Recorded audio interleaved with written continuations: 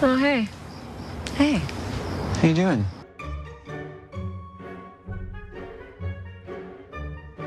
Okay, sports. Derek Jeter! Movies. You know we trust. What? That's lenient? That's lenient? Doctor. Even. Sports, movies, what else? I don't drink. I don't smoke. I play video games.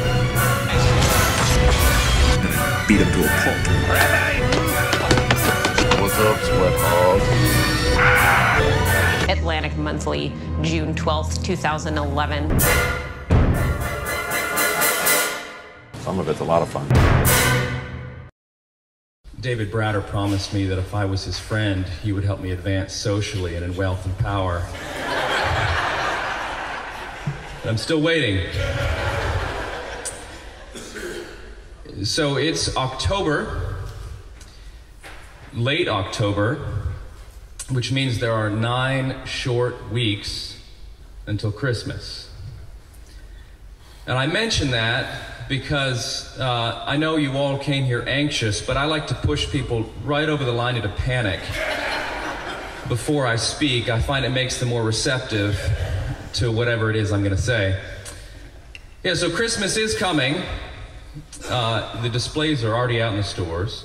And you will get some presents that are good presents, things that show love and care and meaning. And you'll get some presents that will go in the regifting pile. But there's a third category, the SIP, the self-improvement present. You will get some of those. These are just little gift bags of judgment. It's just something from the heart that says, unlike Billy Joel, I don't take you just the way you are.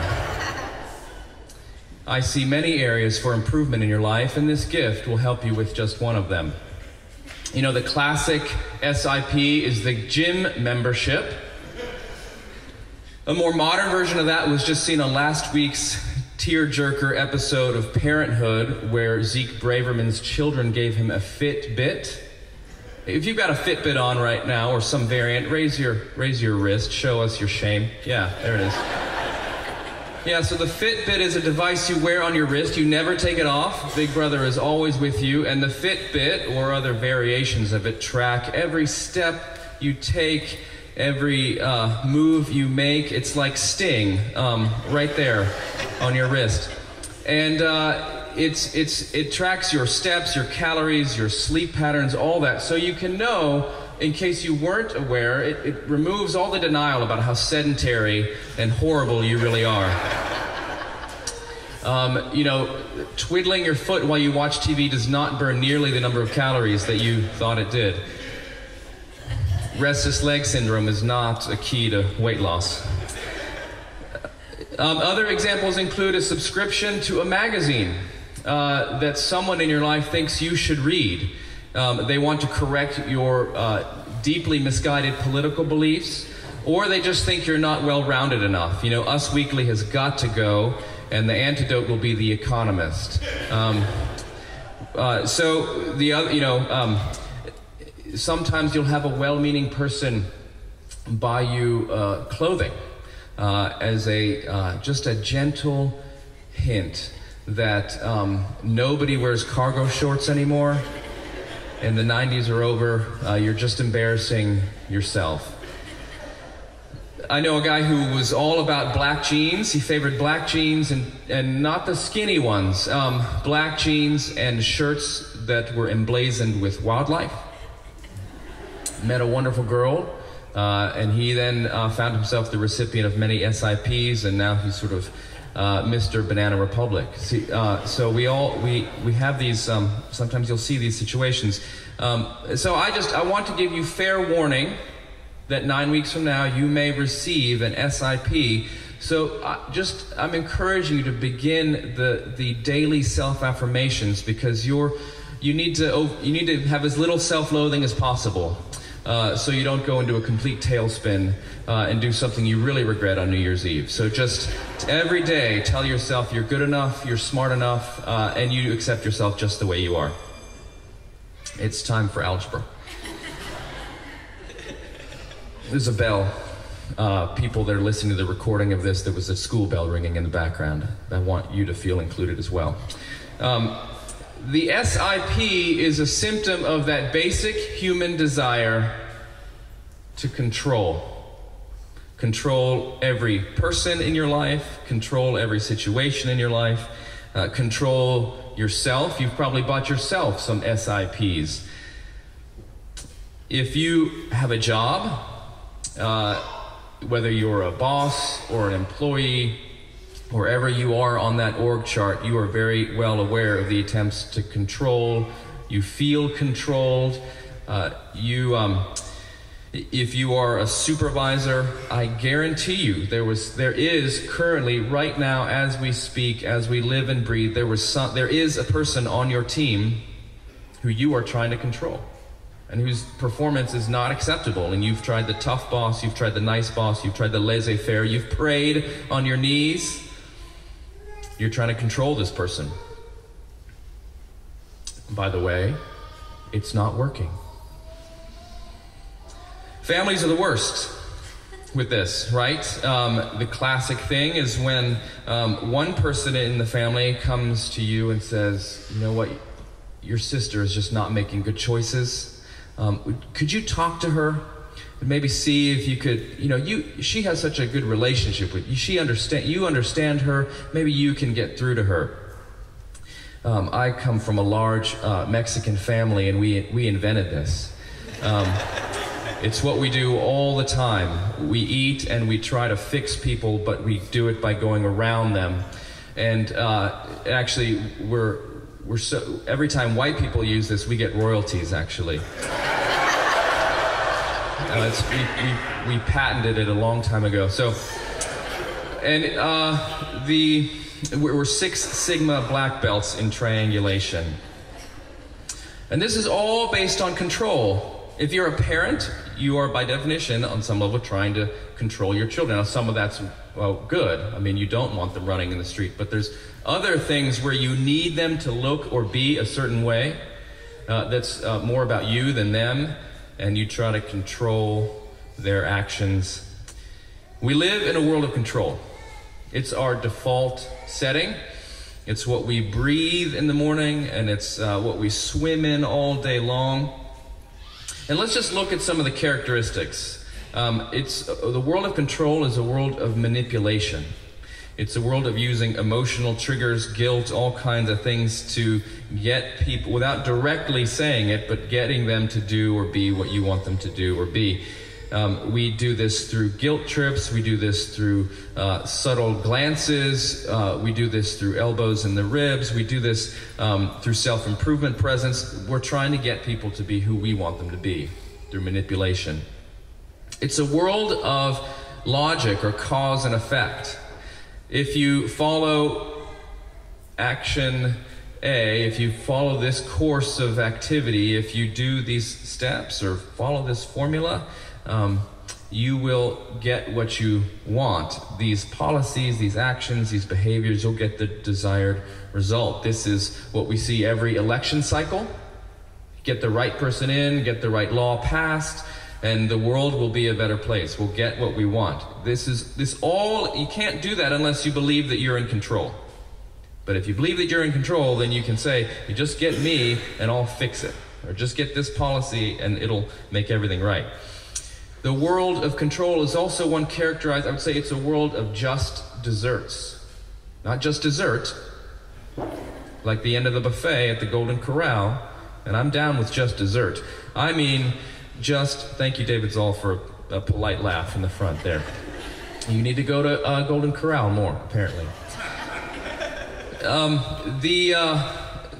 Just desserts, getting what you deserve. That's what the world of control is about. You get what you deserve.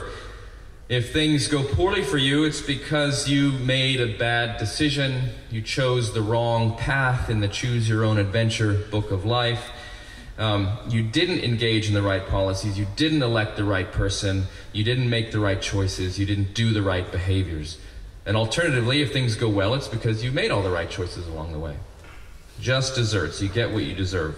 It's a world of carrot and stick, rewards and punishments, incentive plans. Do good things, get rewards. Do bad things, get demerits. As I said in HR terms, the world of control is a world of annual performance reviews. You know, at the beginning of the year, you sit down with your boss. He or she will ask you to write down your expectations, your goals. Just a word of advice, set them reasonably low. But that it doesn't look low. You know, the optics are important here. You don't want to be obvious about your sandbagging. So you set the expectations, and at the end of the year, you meet with your boss and you talk about how you've done, how you've done in relation to your expectations.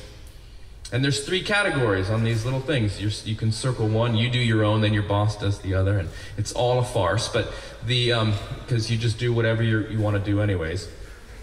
But the 3 categories are meets expectations, exceeds expectations, or does not meet expectations. Those are your 3 choices you can circle there on the form.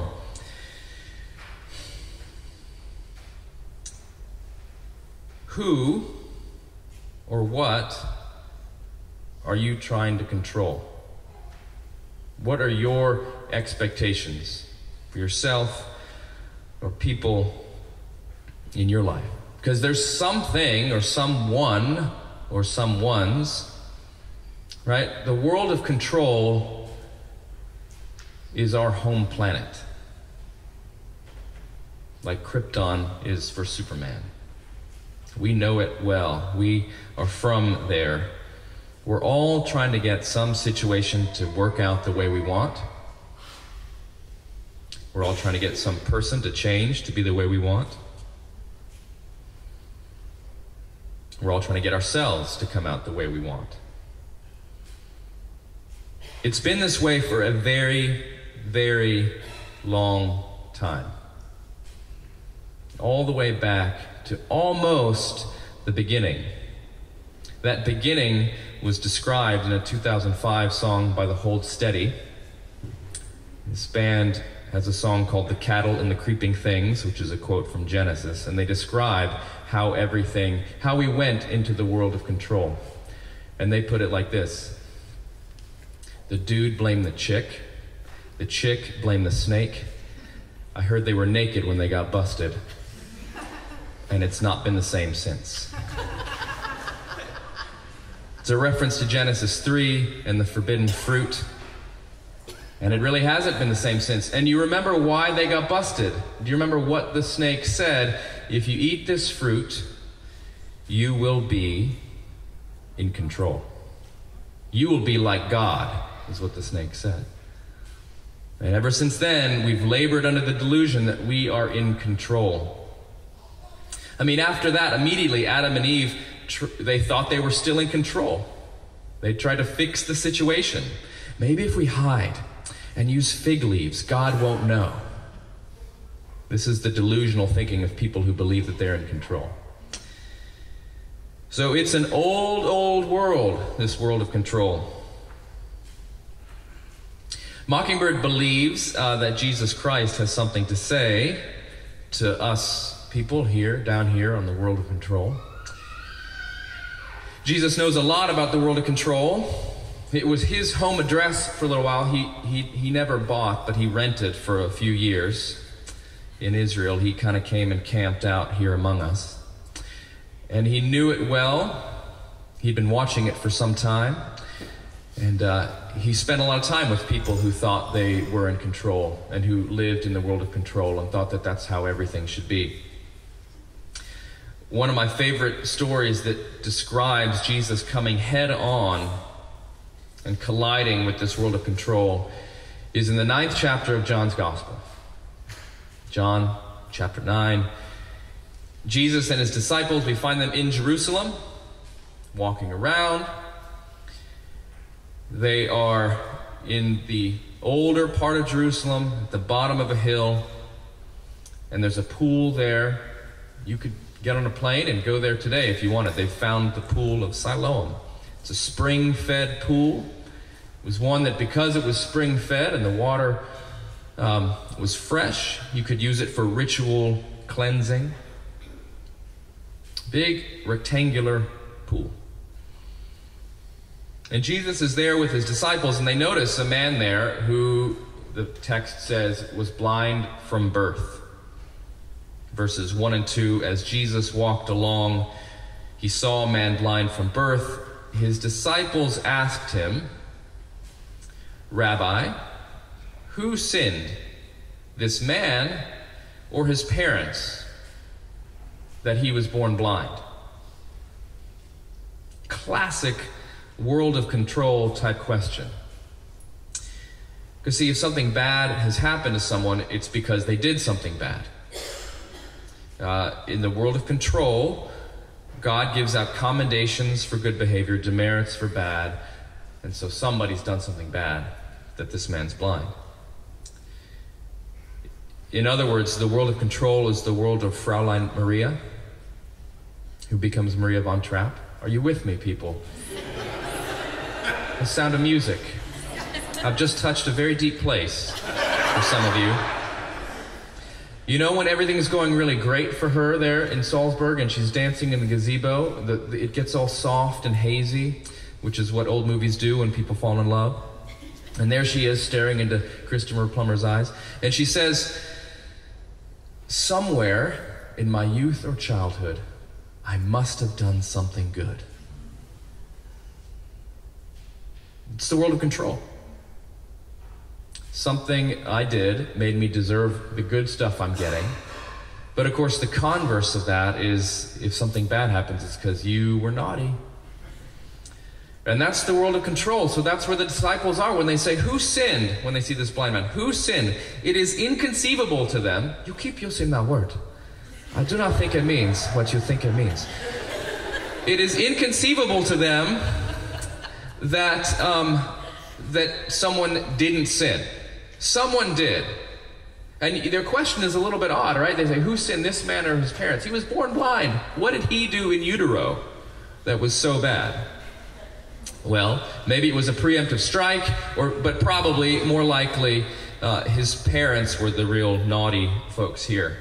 But there's no question in the disciples' mind that someone has done something bad to deserve this man's blindness. They live in the world of control. The world of control is not Jesus' home planet. He is not from there. And so when the disciples ask, "Who sinned, this man or his parents?" he categorically denies the whole framework of the question. And he says, neither this man nor his parents sinned. He was born blind so that God's works might be revealed in him. The brokenness is not a punishment. The brokenness is where God works. I think you know where I'm going with this. I probably don't even need to say it. Mentally, you're already there. You already see the image of Jack Black in School of Rock. Because that's where I am right now. In that movie, Jack Black plays an imposter substitute teacher of a 4th grade class at a very elite prep school. And he walks into the classroom and on day 1 sees a chart on the wall, lists the students' names, and by each student's name is a collection of gold stars and black dots. He says, "What is this?" The class explains, "Well, the gold stars are for when we do something good." "Well, what are the black dots?" "Those are demerits. That's when we've done something bad." Mr. Black stares, or as they know him in the movie, Mr. Schneebly. He stares at the chart, takes it in for a moment, and suddenly grabs it, tears it off the wall, and tears it into shreds.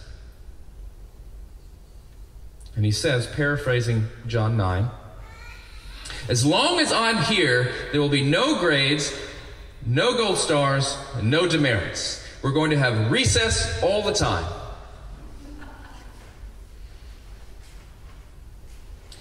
Jesus Christ is not from the world of control. He's not from the land of gold stars and black dots, and he's not from the world of annual performance reviews. And in John 9, after he rips the chart off the wall and says neither this man nor his parents sinned, he wants to underline the point. He wants to make sure that folks get where he's coming from. So he does several things.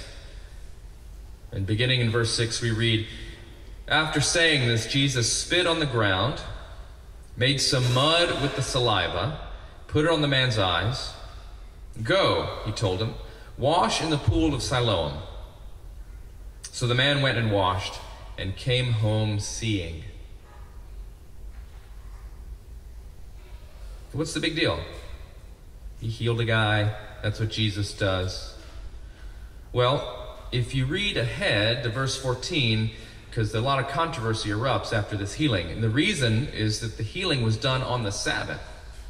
The Sabbath is a big deal. It was a big deal in Israel then, it's a big deal in Israel now.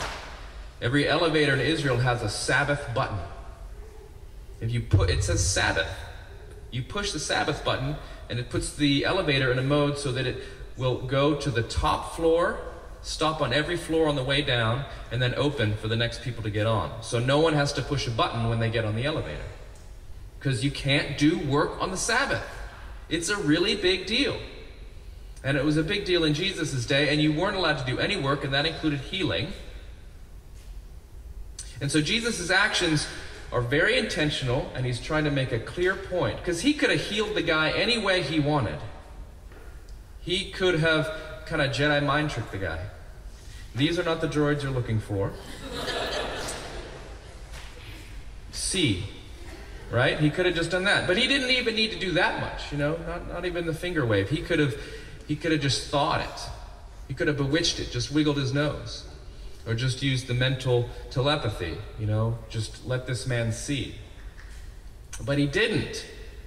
He spits on the ground and makes mud, work. He rubs it on the man's eyes, work. Then he tells the man to go wash, work. So all the rules are broken. And none of that seems like a big deal to you, right? Those don't seem like really horrible things. But to get the impact and weight of the story, you have to realize that for these public and flagrant violations of the code would have said to anyone observing, this man is a sinner. You don't do these things. I mean, yes, we all have deep, hidden, sinful parts in our lives, but these are the easy parts. These are the external things that we can do to make sure everybody thinks we're good. We all do these Sabbath regulations. But if you're breaking even those easy ones, well, what's going on in the rest of your life? So in the eyes of any observer, all the rules are broken.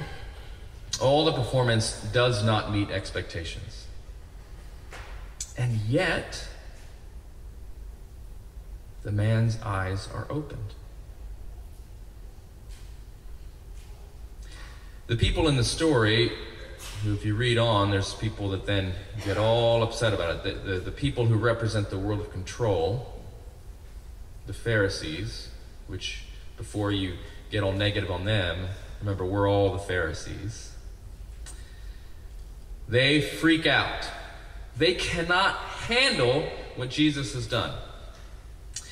They say in verse 16, this man, Jesus, is not from God, for he does not keep the Sabbath. I mean, Sabbath is like 101. That's like kindergarten stuff for being a good religious person. And if he doesn't do that, he cannot be from God. That's the easiest thing, And in verse 24, they say, we know this man is a sinner. And then when the Pharisees get in a little interview, they interrogate the blind man who's been healed and now sees. And, he's saying, I don't know if Jesus is a sinner, but I know I see. And they say, how dare you lecture us?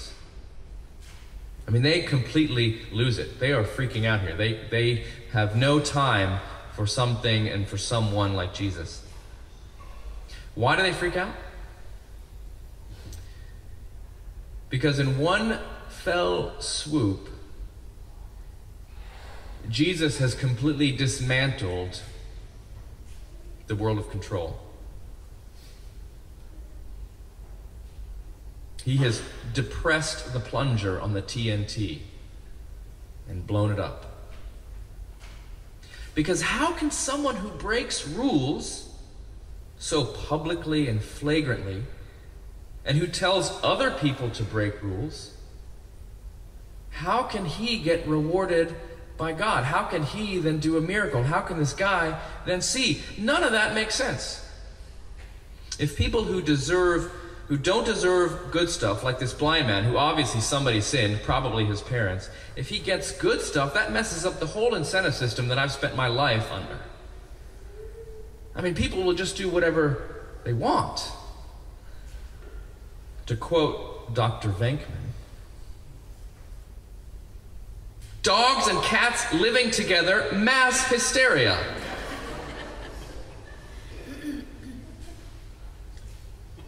Ghostbusters, people. And even more terrifying, I mean, if you're one of the high performers, and Jesus comes along and messes up this whole system, I mean, I might not get my bonus. If they're just giving out prizes to everyone, this deadbeat blind guy from a sinful family, well, what's going to happen to me? How will everyone know how awesome I am if they reward good-for-nothings?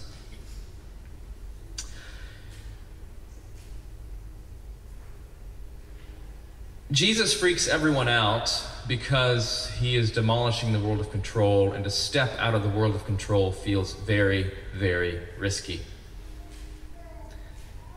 I mean, that's why you are trying to control people in your life. Because if you don't get them under control, they might do something bad. Something bad might happen. 50% of all your mental energy is imagining worst case scenarios. Those things might happen.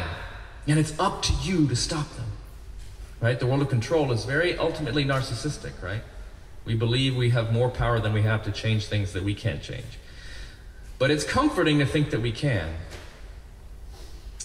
And to step out of the world of control into the world that Jesus invites us into is terrifying.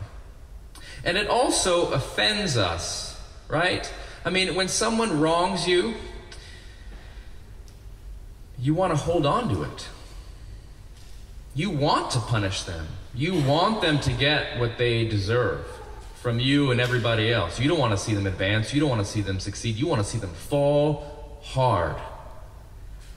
And that grudge feels so good. Feels right. They deserve your ire. They don't deserve your friendship or your forgiveness. So you just wrap yourself up in that nice, warm blanket from the world of control.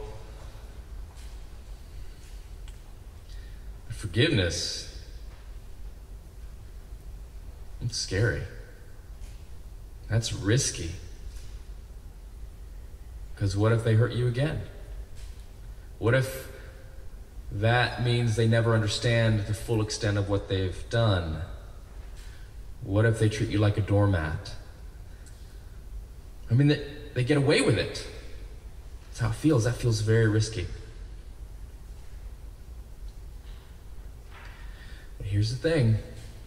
Jesus isn't from the world of control. He's from the world of risk. In this story and in countless other interactions that we see in the scriptures that describe the life of Jesus, he takes a lot of risks. He opens himself to all kinds of charges. He associates with the wrong kinds of people in the wrong kinds of places. He doesn't reward the right people. He's not fair. I mean, what had the blind man done to get healed? Did he go to a Mockingbird retreat, take time out of his busy schedule to get close to God? Had he been reading his Bible? No. Had he been doing good deeds? The text doesn't say anything like that. What did he do to deserve healing? Jack squat.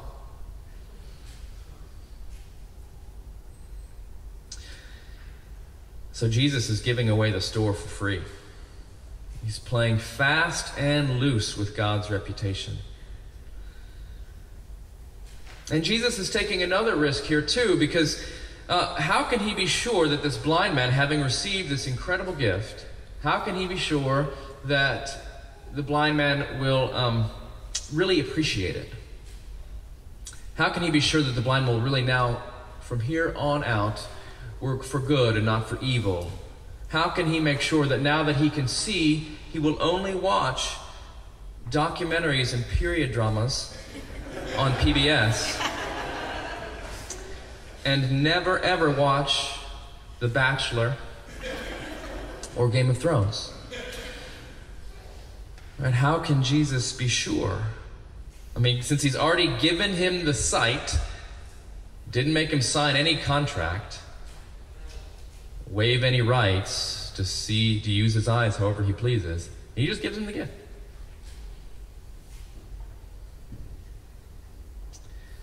The world hates risk. You hate risk. You spend your life avoiding risk. You all have insurance. Insurance companies have insurance. Some of the biggest companies in the world that you've never heard of exist to give insurance to insurance companies. Because they'll take a bet on you, but they know too much about you. Right? So the insurance companies need insurance because they got your number. When banks loan money, they don't just give it away for free. They charge you. And the more risk, the more they charge. They're not stupid. The world hates risk, and we try to wrap ourselves in bubble wrap.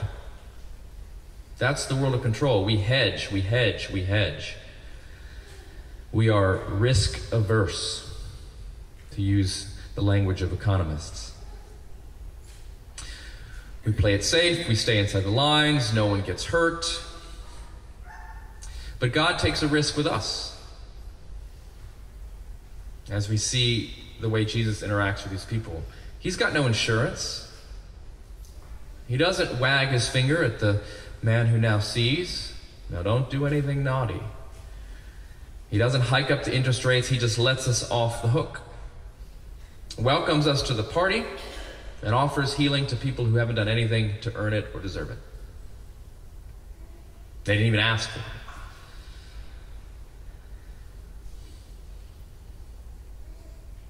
Grace is risky. It's risky for God. This interaction that Jesus has with the blind man is a stand-in for every time Jesus has an interaction with any sinner, anytime God deals with human beings.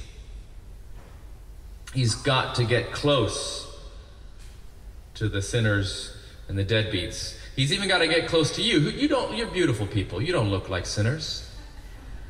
But there is someone inside you that you'd rather no one see.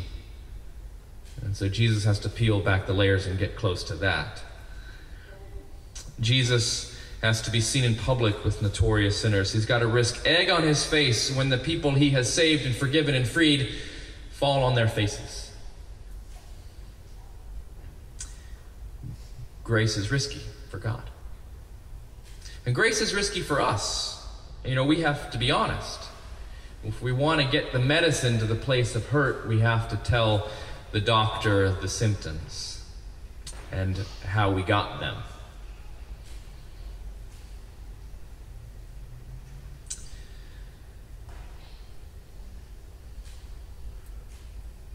We have to trust. And trust is terrifying. It's risky. We have to let go.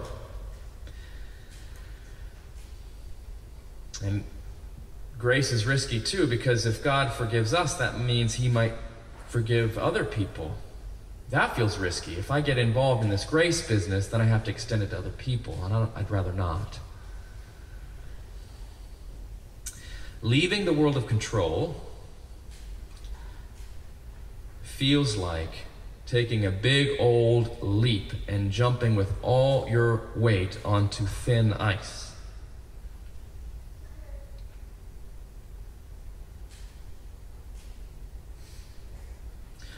The funny thing is, the shore on which we stand, the world of control, which we think is so solid, is actually the most fragile and the thinnest of ice, which gets proven every single time, with every preacher scandal, with every major public failure of whoever was up on a pedestal. The world of control is fragile. Every time a career falls flat, or there's a reversal, or there's a call in the middle of the night, whatever you thought you controlled, you realize you didn't.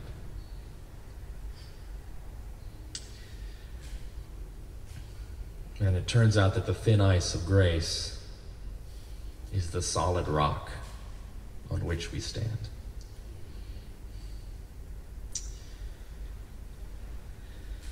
The world of grace, the world of risk, we enter it when we come clean. Sometimes we're dragged, kicking and screaming, into it. But however you get there, it's where you open up the doors to the hidden places, the out-of-control places. And when you've taken that risk, now the God of risk, the God of no safety nets, can begin to work in those out-of-control places. God is not risk-averse. He seems to be risk-loving. Jesus runs headlong, like a fool, into these people's lives and into these risky places. It's good news that God loves risk. Because if he loves risk, it means he's like Abba. Now, I'm not talking about the Aramaic word for father. I'm talking about the Swedish disco group. If God loves risk, it means that he's willing to take a chance on you, because you are a poor credit risk. Your record is not stellar. I don't care who you are and what you've done. We all have done things.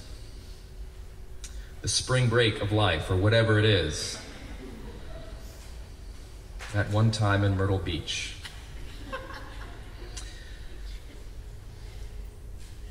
Because Jesus is willing to pal around with these kinds of people, he's willing to pal around with you. And it is a risk. You might not get better. And here's the secret: you won't get better. Or at least not in the way you think or in the time you think.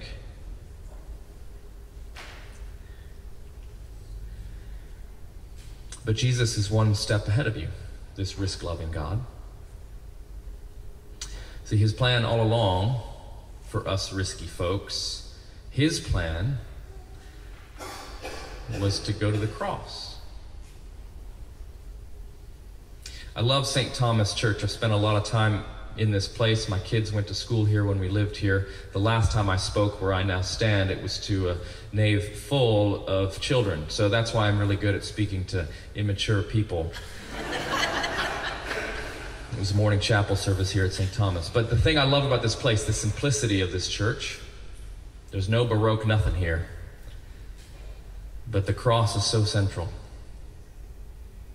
It dominates your view. And this God who loves risk, his plan all along was to go to that cross. The place where the people who are from the world of control thought they would snuff out this risk taker. I mean, you can't just let everyone into the kingdom of God. Mass hysteria. The risk of grace was too much for them. The world of control always always tries to have the last word. But on the cross of Christ,